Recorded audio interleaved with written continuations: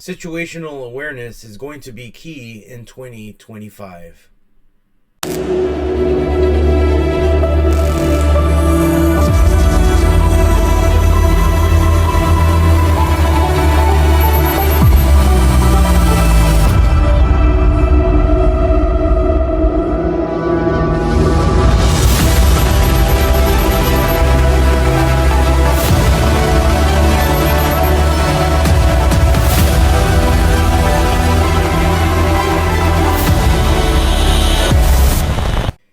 Happy New Year's, Warriors. This is Fernando, God's Prepared Warrior, and it is New Year's Day, and I am waking up to the news of what happened in New Orleans. I am pretty sure by now you have heard what has happened in New Orleans, and I want to kind of talk a little bit about that, and I want to kind of share with you how important it is going to be for us in 2025 for us to be situationally aware. Now, New Orleans was attacked yesterday. I'm going to read this. This is coming from ABC News. This is some of the news that they have gathered. It's not, nobody fully knows everything just yet. I'm just going to say that, even though they'll say some things in here. But most of it, and you'll hear it in here, allegedly, the word allegedly. And so just take things with a grain of salt. But we do know that there was an incident that happened yesterday during New Year's Eve festivities. So I'm going to read this for you. I am going to put the link in the description so that you have access to this link, and you can actually read it and see it for yourself. Now, according to ABC News, this headline is titled, New Orleans Attack Updates. Suspect identified as U.S. citizen in the attack that left 15 dead, sources say. So I'm going to read this real quick. It says here, a suspect who was hell-bent on killing as many people as possible drove a rented pickup truck around barricades and plowed his vehicle through a crowd of New Year's revelers on Bourbon Street in New Orleans at a high rate of speed, leaving at least 15 people dead and or injured, dozens of others early Wednesday, city officials say. After mowing down numerous people over a 3-block stretch on a framed thoroughfare while firing shots into the crowd, the suspect, identified by sources as Shamoud Dean Jabbar, 42, allegedly got out of his truck wielding an assault rifle and opened fire on police officers. Law enforcement officials briefed on the incident told ABC News. Officers returned fire, killing the suspect, a U.S. citizen from Texas, sources said. At least 2 police officers were shot and wounded, authorities said. Now, in light of these tragic events that unfolded yesterday in New Orleans, it's important to understand that we have to discuss the importance of situational awareness as we move into 2025. I can't express how more important this is for us to be aware in 2025.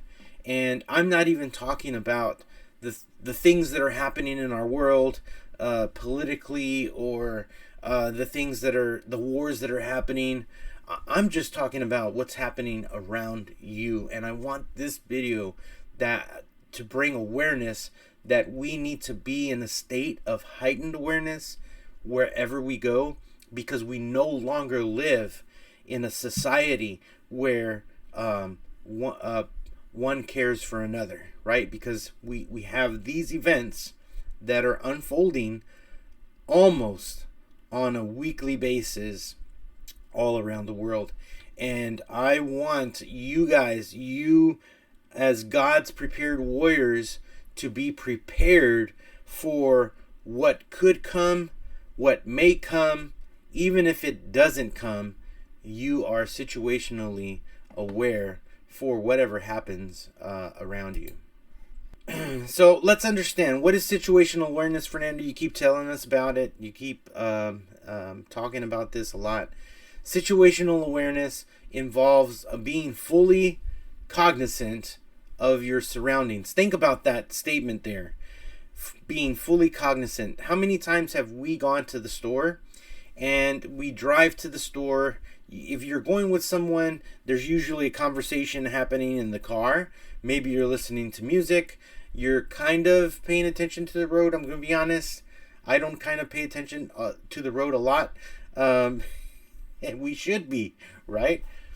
But that's being situationally aware. Now, when I ride my motorcycle, I am situationally aware 100%, because not only do I have to look out for myself on my motorcycle, I actually have to look out for others who aren't looking out for me, right? And so I have to kind of take on that mantle for them, for my safety, right? And that's being situationally aware.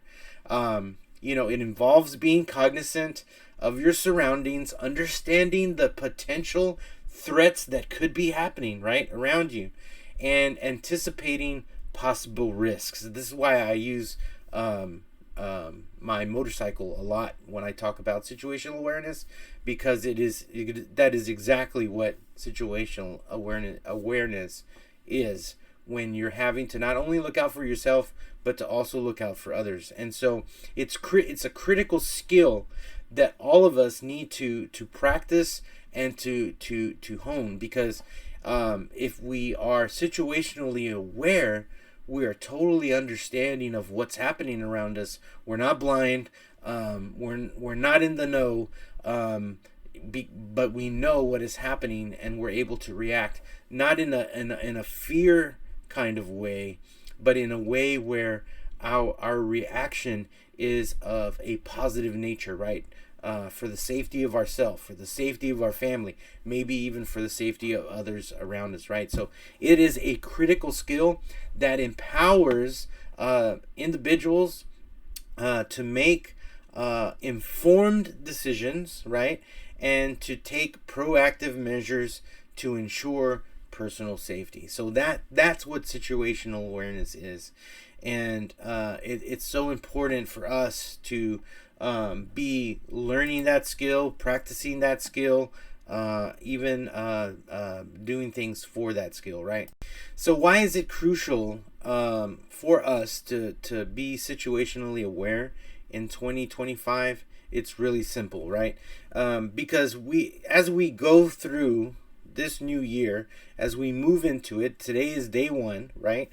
And already we are having to see tragedy, right, in day one. So as we go through this new year, it is increasingly every day is increasingly unpredictable. We don't live in the same world we lived in 10, 20, 30 years ago. We don't. It is totally unpredictable. And the need for heightened vigilance has never been more pressing. It is so important for us to understand that there is a need for this situational awareness in all of our lives, right? This recent attack in New Orleans serves as a stark reminder that threats can spring up, right? They can spring up without warning. They can happen in the moment, right? Even in familiar environments. You might say, well, Fernando, nothing's going to happen to me. Yeah, keep saying that, right? Keep saying that. Keep trying to be in the comfort zone. I'm only asking you to be aware. That's all I'm asking you to do, is to be aware, right? Because by cultivating situational awareness, we enhance the ability to detect anomalies that are happening around us, right? We're able to respond to emergencies, and we're able to protect ourselves and our loved ones, and even possibly those who are around us. So, in all true fashion, I want to share with you 5 steps, right, to kind of enhance your situational awareness. Here's the first one. You need to stay informed, right?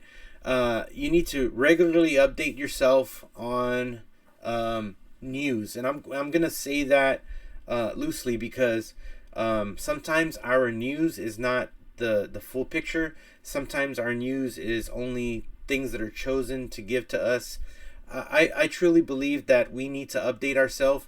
Yeah, on our local news, it's good to do that, but take it with a grain of salt, because you're not going to get all the information, and you're going to actually end up having to dig, right? So regularly update yourself on the source of where the news is coming from, because that's where you're going to get more news, right?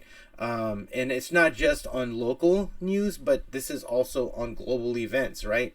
And it's important for you to be informed about that, because you will have an understanding of potential risks that can happen in your area, right?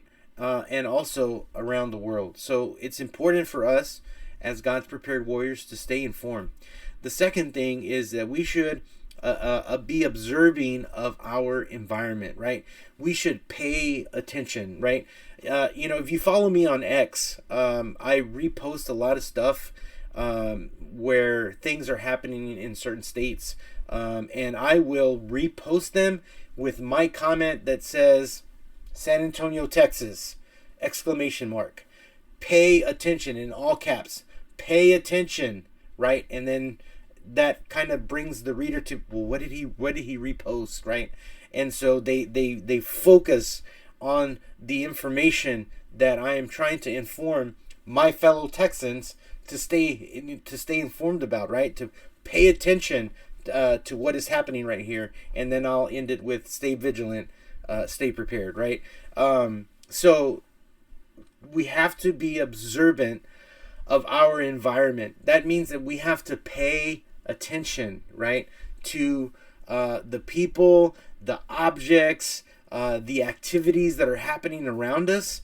We have to identify exits and safe zones in public spaces. I have a friend at work, and he told some of my coworkers the other day, because someone asked me in the break room, they said, Fernando, why do you always sit in that same spot for lunch? And my friend turns around and he says, well, I will tell you, I will answer that for him. It's because Fernando is the most observant person here in this place. He is the one that is ready. He goes, he knows who's coming in this door. He knows who's coming in that door or going out, right? And he has a visual spot of this whole room. And if there's ever a time that Fernando has to leave the room, he knows which door he's going to go out. Or if something happens, Fernando knows how to react, right? I probably added a few more things than how he said it, but that's true, right? I always sit in a spot to where I am able to see what's either coming in or going out. In the event something happens, I am aware because I see it. I've been paying attention to people. I've been paying attention to objects and activities that are happening in that space. When we go to a restaurant, I have that visual. Why? Because I am observing my environment, and I am wanting to know where those places are in the event I need to get myself or my family or those around me out of the way. Here's the third one. Trust your instincts. I think this is an important one because I think we don't do this often. But we need to trust your instincts, right? If something feels off, right, or unusual, it doesn't seem right, don't dismiss it, right? Your intuition can be a valuable early warning system. And I think that we have lost the idea of trusting our instinct, and it's important for us because even if you're with a friend, you should be able to say, did you hear that? Or did you see that? Or, I have this feeling. Do you feel the same? Yeah, I feel the same. Trust your instincts, right? If something feels off, if something is unusual, don't dismiss it. Here's the fourth one. Limit distractions. This is our distraction in most cases, probably 99.9% of the time, right? Limit your distractions, right? Reduce the use of devices when in public places. When my wife and I go to eat out or whatever, I'm a victim of this too a lot myself. I'm gonna be honest. I'm not gonna say I'm perfect, because I ain't. I see everybody on their phone. Nobody is, even when I'm sitting in the right spot of the restaurant and I have visual view of exit or both exits or whatever. I see so many people on their phone, and I do that too, right? And so in this new year, I guess one of my New Year's resolution is to put my phone down, right? So we have to reduce the use of our devices when in public places to maintain full awareness of your surroundings. Because I'm going to be honest, people will fall victim in a situation because they were not aware of what was happening, right? What unfolded yesterday, when you look at what was said, the extended range of the carnage was about 3 blocks. That's a long thing, right? And if you're not situationally aware that there is a car that is louder and faster than anything you hear just off in the distance, you need to be aware of that. That needs to trigger something in your brain. That's not right. That sound is not right. You're going to look in that direction. You're going to move out of the way, grab your family, move them out of the way, grab people, move them out of the way, because you were situationally aware. We have to limit the distractions, right? Here's the last one. We need to develop response plans. Fernando, you're always talking about developing a plan. Plans are important. How do we develop a response plan for situational awareness? Well, you have to have a mental and written plan. I'm not saying that you have to have a book that you carry with you always. No, you can actually put this in your mind, right? It's a simple plan. Maybe you plan for various scenarios. Maybe it's, let's plan a scenario for when we go to the grocery store, right? We already know that at a grocery store, you probably have 2 entrances that are also exits, right?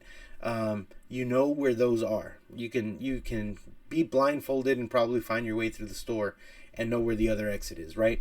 But how, or what kind of a plan do you plan when you're going to the grocery store and you're in the middle of the store, right?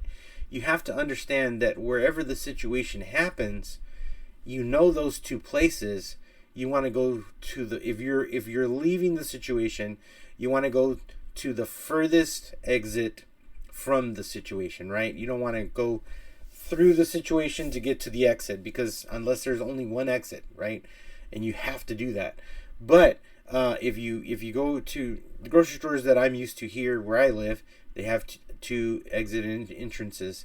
And so, you want to move to where there is less activity that's happening, so that you can be safe, right? So you wanna plan for various scenarios. Like knowing how to evacuate the building is so important, right? We all know how to get into it, but when there's a situation in the building, how do we get out of the building, right? Not too long ago, there was a shooting incident in one of our grocery stores here in San Antonio, and a lot of people were leaving the scene or the incident, right? And so a lot of people moved toward the other exit where this was happening, and all of a sudden it fell out into the street. So, you know, it's you have to be aware of where this situation is happening, so that you can be at the safest distance from it. So, you know, develop response plans. You know, have that, play those scenarios, write them down, and think about how you would, you know, evacuate the building, right? Maybe in the moment you have to hide in a certain spot, right? Do that thing, right? Get into that spot, hide in there till everything calms down. But in the meantime, you're calling 911, right? You're not freaking out because you've already played this in your mind. I'm going to find a place where I can kind of hide for the moment, and I'm going to contact the authorities so that we can get backup, right? But at the same time, you also got to know that there is a time that it's just you. Maybe it's just you and the people around you that have to deal with this until those authorities get there. So, you know, not only do you need to be aware, but you also need to understand that you might have to take charge in a situation, right? I would encourage you to go take self-defense classes. I will encourage you to go take boomstick classes. I will encourage you to go to these courses and take them, because you're only building yourself to be more aware and know what to do in a situation, right? This is how you develop those plans. This is how you exercise this idea of situational awareness. Situational awareness is not just to be able to react in that one situation. Yes, it is that, but it's also because you want to protect yourself, you want to protect your family, and the possibility of protecting others around you, right? It's being informed. It's staying informed. So develop those response plans and have this in a mental lockbox, right? To where in the event something happens, you already know what to do. Let's be honest. The events in New Orleans yesterday are a sobering call to action for all of us, right?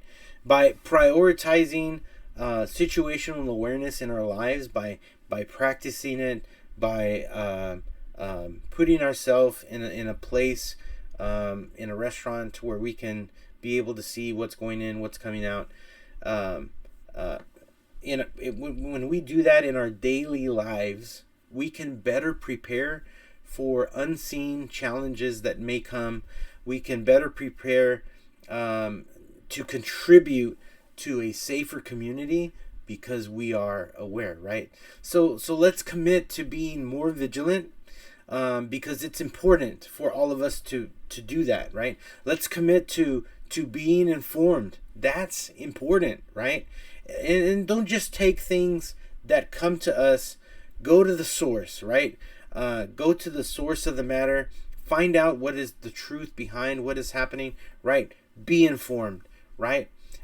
Maybe let's commit to being proactive as we step into 2025. This is day one, right? And already we're having to talk about situational awareness, right?